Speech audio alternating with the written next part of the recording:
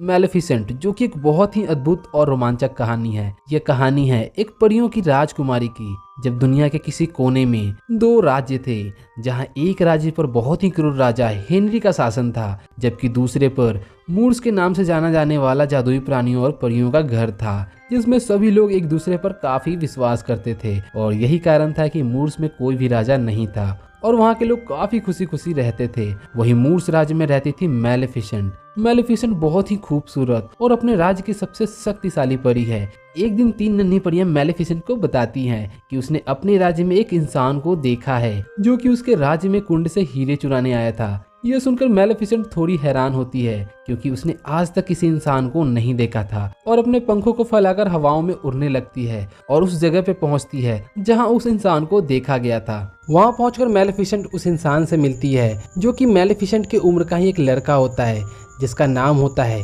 इंस्टिफन, जो कि पास ही के राज्य में रहता है। मैलेफिसेंट उस लड़के से चुराए हुए हीरे को वापस ले लेती है और उस हीरे को उसी कुंड में वापस डाल देती है जहां से उसे चुराया गया था, और फिर स्टीफन को लेकर जंगल की सरहद तक छोड़ने के लिए जाती है। मूर्स जंगल खत्म होते ही वहाँ दूसरा राज्य होता है, जिसका राजा वही हेनरी होता है, जो कि मूर्स जंगल को अपने कब्जे में लेना चाहता था, क्योंकि जंगल के लोग जादुई होते हैं और यहाँ काफी कीमती हीरे भी होते हैं। स्टीफन उस राज्य के बड़े से किले की ओर इशारा करते हुए कहता है कि उसका सपना है कि एक दिन वो इस किले में रहेगा। स्टीफन मैलेफिसेंट को बताता है कि वो इस दुनिया में अनाथ है, यानी उसके माता पिता बहुत पहले ही मर चुके हैं। मैलेफिसेंट भी बताती है कि वो भी अनाथ है, इसलिए दोनों में गहरी दोस्ती हो जाती है। स्टीफन जाने से पहले मैलेफिसेंट से कहता है कि अगर वो यहाँ फिर से दोबारा आया तो क्या तुम यहाँ मिलोगी। मैलेफिसेंट उसे समझाते हुए कहती है कि मूर्स के लोगों को किसी इंसान से मिलना मना है और किसी इंसान को यहाँ आना सेफ भी नहीं है, पर वह कहता है कि मैं यहाँ फिर भी आऊंगा। और लौटते वक्त स्टीफन जैसे ही मैलेफिसेंट से हाथ मिलाता है तो मैलेफिसेंट को जोरदार झटका लगता है। दरअसल इसका कारण स्टीफन का वो लोहे का रिंग होता है, क्योंकि लोहा उस परी का कमजोरी था। इसके बाद स्टीफन वहाँ से चला जाता है। स्टीफन के जाते ही मैलेफिसेंट उस इंसान के ख्यालों में डूब जाती है, क्योंकि वह पहली बार किसी इंसान से मिली थी। लेकिन स्टीफन वहाँ कई बार उससे मिलने आता है और धीरे धीरे उनकी गहरी दोस्ती प्यार में बदल जाती है। और जब मैलेफिसेंट 16 साल की होती है तो वह स्टीफन को किस करती है। धीरे धीरे समय बीतता है।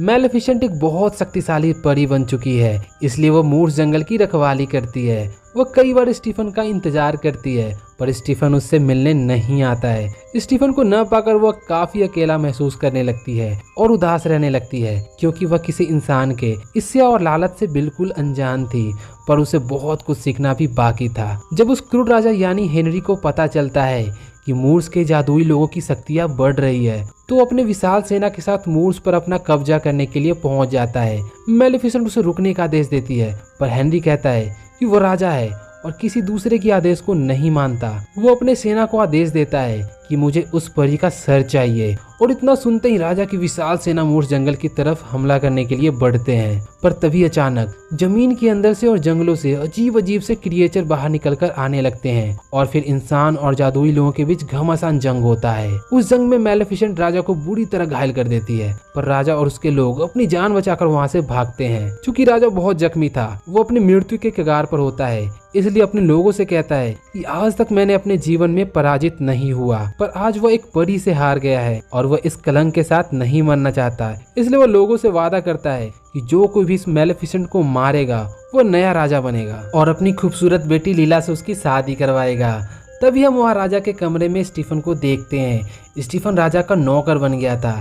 राजा के वादे को सुनकर वो मूर्स जंगल में मैलेफिसेंट से मिलने जाता है। वहाँ उसे मैलेफिसेंट मिलती है। चूंकि मैलेफिसेंट उसे बहुत सालों बाद मिली थी, इसलिए वो स्टीफन को माफ कर देती है, क्योंकि वो उसे बहुत प्यार करती थी, और दोनों एक बार फिर से एक हो जाते हैं।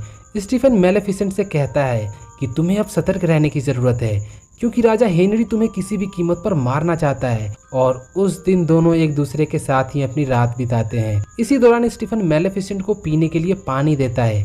मैलेफिसेंट उस पानी को पीते ही नींद में सो जाती है, क्योंकि उस पानी में नींद की दवाई मिलाई हुई थी। और तभी स्टीफन मैलेफिसेंट को मारने के लिए चाकू निकालता है। हालांकि वो हिचकिचाता है और ऐसा करने के लिए वो अपने आप को तैयार नहीं कर पाता है। सुबह जब मैलेफिसेंट की आंखें खुलती है तो मेलेफिसेंट पाती है कि उसके सुंदर सी पंख नहीं है। दरअसल उसके पंख को स्टीफन ने काट दिया था ताकि वह राजा के सामने उस पंख को मौत के सबूत के तौर पर पेश कर सके। यह देखने के बाद मेलेफिसेंट काफी रोती है क्योंकि उस पंख के जरिए ही वह नीले आसमानों में उड़ पाती थी और एक परी की वजूद भी उसके पंख से ही होती है। और अब मेलेफिसेंट को प्यार और इंसान से भरोसा बिल्कुल उठ चुका था। वो ये सीख चुकी थी कि वह कभी भी किसी इंसान पर भरोसा नहीं करेगी। इधर स्टीफन उस कटे हुए पंख को राजा के सामने पेश करता है और कहता है कि उसने राजा के हार का बदला उस परी के मौत से ले लिया है। राजा यह सुनकर बहुत खुश होता है और वादे के मुताबिक उसकी शादी अपनी बेटी लीला से करवाता है और उसे उस राज्य का राजा बना दिया जाता है। दूसरे सीन में हमें यह दिखाया जाता है कि एक दिन मेलेफिसेंट एक आदमी को देखती है जो किसी कौवे को पकड़ा होता है और वो उसे मारने ही वाला होता है कि मेलेफिसेंट को उस पर दया आ जाती है और उस कौवे को अपने जादुई शक्ति से एक इंसान में बदल देती है। वह आदमी इस जादू को देखकर वहां से भाग जाता है। फिर वह आदमी जो कि कौवे का ही दूसरा रूप होता है, दरअसल इसका नाम डेविल होता है, वह मेलेफिसेंट को धन्यवाद करता है और कहता है कि उसने उसकी जान बचाई है, इसलिए वो जिंदगी भर उसकी सेवा करेगा। जब मेलेफिसेंट को यह बात पता चलती है कि स्टीफन ने उसके पंख को इसलिए काटा है ताकि वह राजा बन सके, तो वो बहुत गुस्सा होती है और पूरे मूर्ख जंगल को एक डार्क किंगडम में बदल देती है। और फिर मेलेफिसेंट उस डार्क किंगडम की ईविल क्वीन बनकर सिंहासन पर बैठती है।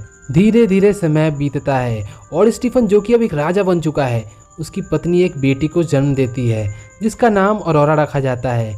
इस खुशी में स्टीफन राजमहल में एक जश्न रखता है। उसी दिन मेलेफिसेंट भी वहां पहुंच जाती है और स्टीफन की बेटी को श्राप देती है कि जब यह 16 साल की होगी तो सूरज डूबने से पहले चरखे की सुई इसकी उंगली में चुभेगी और यह हमेशा के लिए गहरी नींद में सो जाएगी, यानी इसकी मौत हो जाएगी। पर स्टीफन उसके सामने एक दया की भीख मांगता है। वह कहता है कि वह ऐसा ना करे। इस पर मेलेफिसेंट कहती है कि यदि इसके 16वें जन्मदिन पर कोई इसे सच्चा प्यार करने वाला यदि इसे किस करेगा तो इसकी जान बच जाएगी।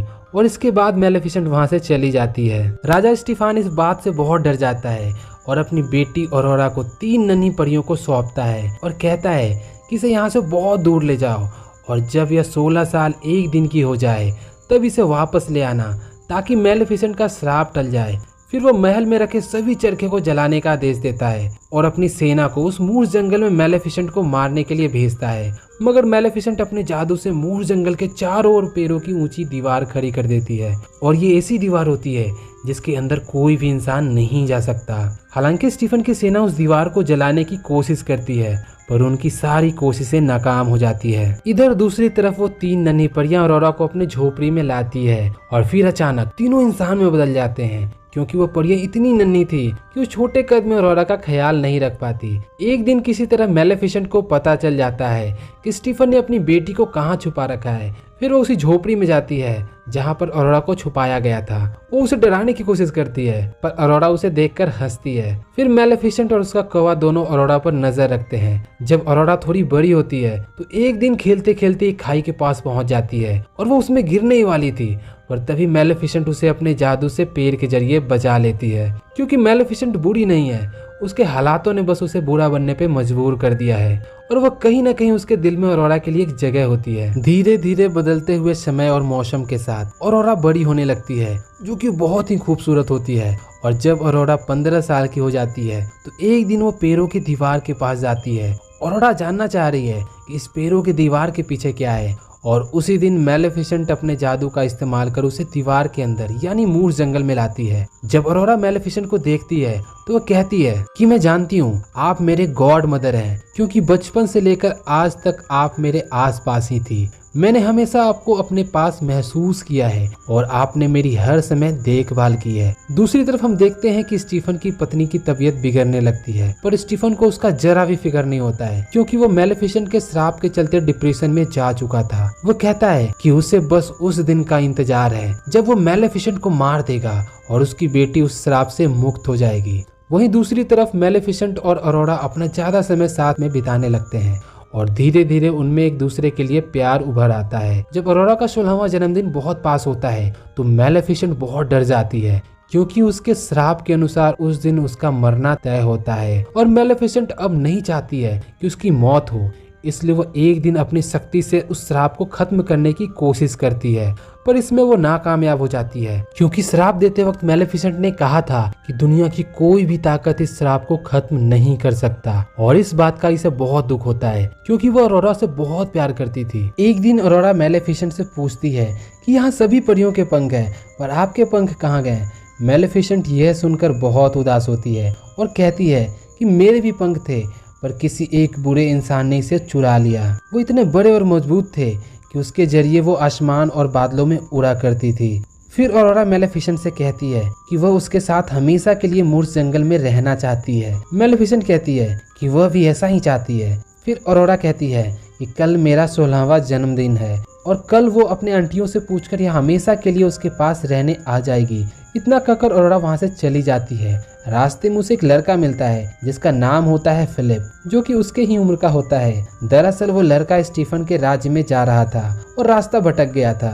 वह अरोरा से महल का रास्ता पूछता है और दोनों एक दूसरे को देखकर अट्रैक्ट हो जाते हैं। दूर से मेलेफिसेंट और उसका कौवा डेविल ये सब देख रहा होता है। डेविल कहता है कि जैसा कि तुमने कहा था कि यदि कोई सच्चा प्यार करने वाला अरोरा को 16वें जन्मदिन पर किस करेगा तो वो श्राप से मुक्त हो जाएगी, और वो सच्चा प्यार ये हो सकता है। मेलेफिसेंट कहती है कि मैंने ऐसा इसलिए कहा था क्योंकि सच्चा प्यार ऐसा कुछ नहीं होता। इधर अरोरा जब अपने घर पहुंचती है तो अपने 3 आंटियों से हमेशा के लिए मेलेफिसेंट के साथ रहने की बात को बताती है, पर वो तीनों आंटियां उसे मना कर देती है और कहती है कि जब तुम 16 साल की हो जाओगी तब तुम्हें अपने पिता के पास चलना होगा क्योंकि तुम्हारे पिता अभी भी जिंदा हैं और वो तुम्हारा 16 सालों से इंतजार कर रहे हैं। दरअसल वो तीनों परियों ने अरोरा को बता रखा था कि उसके माता पिता अब इस दुनिया में नहीं है। इतना सुनने के बाद अरोरा हैरान हो जाती है। फिर वो तीनों परियां उसे मेलेफिसेंट और उसके पिता स्टीफन के बारे में बताती है। वे कहती है एक इविल फेरी ने तुम्हें शाप दिया है, और जब यह अरोरा को पता चलता है कि वह इविल फेरी और कोई नहीं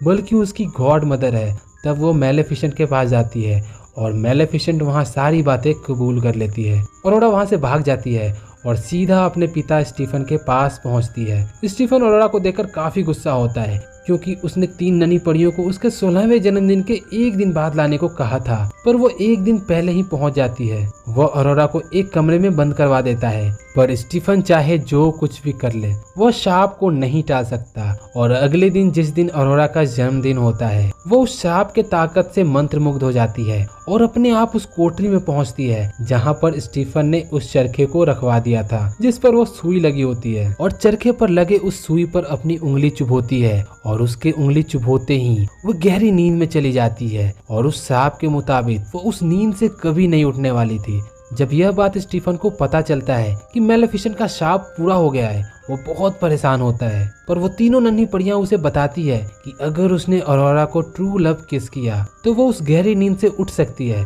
पर स्टीफन कहता है कि ट्रू लव ऐसा कुछ नहीं होता, क्योंकि अगर ट्रू लव होता तो वो कभी भी मेलेफिसेंट को धोखा नहीं देता। दूसरी तरफ ये दिखाया जाता है कि मेलेफिसेंट उस लड़के यानी फिलिप को महल में लाती है जो कहीं न कहीं अरोरा से प्यार करता था और अरोरा भी उससे प्यार करती थी। मेलेफिसेंट फिलिप को लेकर अरोरा के कमरे में आती है और फिलिप से कहती है कि तुम अरोरा से प्यार करते हो इसलिए इसे ट्रू लव किस करो। फिर फिलिप उसे किस करता है, पर उसके किस करने के बाद भी अरोरा गहरी नींद से नहीं उठती है। ये देखकर मेलेफिसेंट बहुत दुखी होती है। वो कहती है कि उसने क्या कर दिया, क्योंकि उसकी वजह से एक मासूम हमेशा के लिए गहरी नींद में सो चुकी थी। वो रोते हुए कहती है कि वो अपने आप को कभी माफ नहीं करेगी और अरोरा के माथे पर किस करके वहाँ से जाने लगती है। पर तभी एक आवाज आती है, हेलो गॉड मदर, यानी कि अरोरा उस गहरी नींद से जाग उठी थी।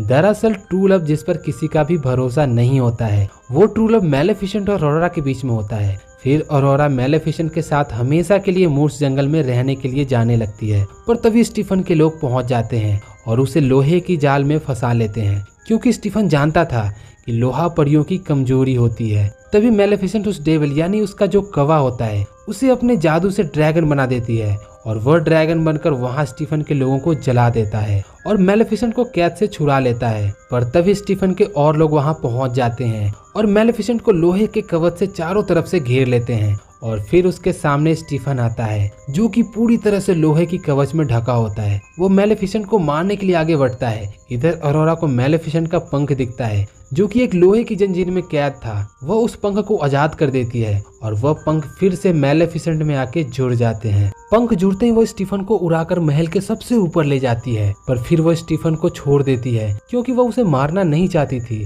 पर स्टीफन पीछे से मेलेफिसेंट पर हमला करता है और दोनों महल के ऊपर से गिरने लगते हैं। मेलेफिसेंट उड़ने की कोशिश करती है पर वो उड़ नहीं पाती है क्योंकि स्टीफन ने उसे जोर से जकड़ा होता है। पर नीचे गिरने से पहले वो किसी तरह अपने पंखों को खोल लेती है और उड़ने लगती है, पर स्टीफन नीचे गिर जाता है जिससे उसकी मौत हो जाती है। और इस तरह हमेशा की तरह बुराई पर अच्छाई की जीत होती है। फिर हमें दिखाया जाता है कि मेलेफिसेंट अरोरा को लेकर मूर्स जंगल में पहुंचती है और वहां पेड़ों की दीवार को हटा देती है जो उसने मूर्स जंगल के चारों तरफ बनाई थी।